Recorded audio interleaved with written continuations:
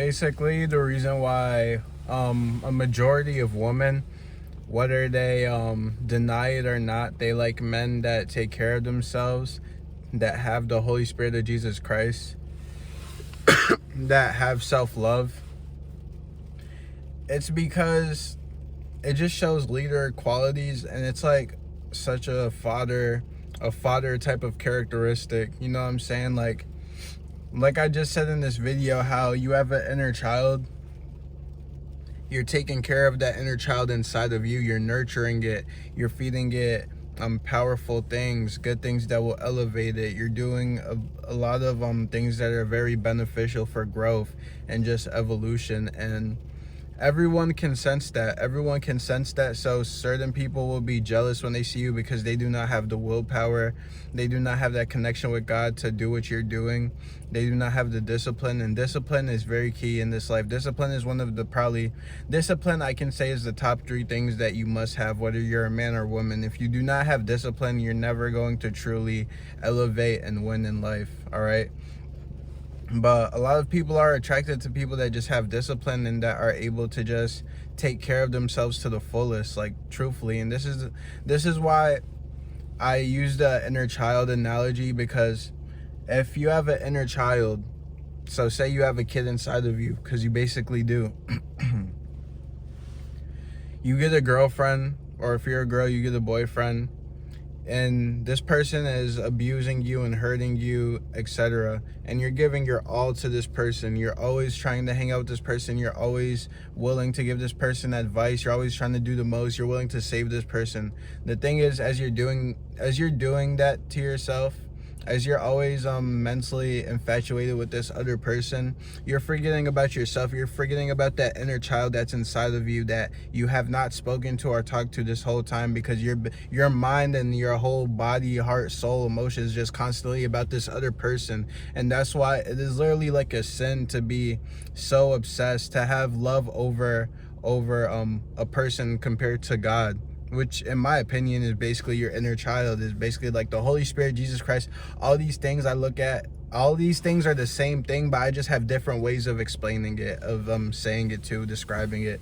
So that's why I like to say even the inner child, like you can't abandon your child no matter what. There's an inner child inside of you, especially men. Like, you know, you have the power to really create life and to bring life out, and you think that that child is just like not there, even though you haven't had a kid yet. There's a child inside of you, so you must always protect that child. Even if you're around people, you can never lose connection with that inner child inside of you, because that child is you as well, all right? That child is the Holy Spirit. I know this may sound confusing to y'all if y'all don't understand, but it's just a great analogy, and this is why self-love is the most important thing that you must have. That's the thing. When you put money over your inner child, when you put a female or a male over your inner child, when you put anything above your inner child, you are hurting yourself, and you don't even realize it, because you do not have the emotional intelligence. This is why I tell y'all, like, you got to have emotional intelligence. You have to read more books. You have to be willing to open yourself to learning new things, instead of just staying in the same mind frame and always like just listening to the same people, all right?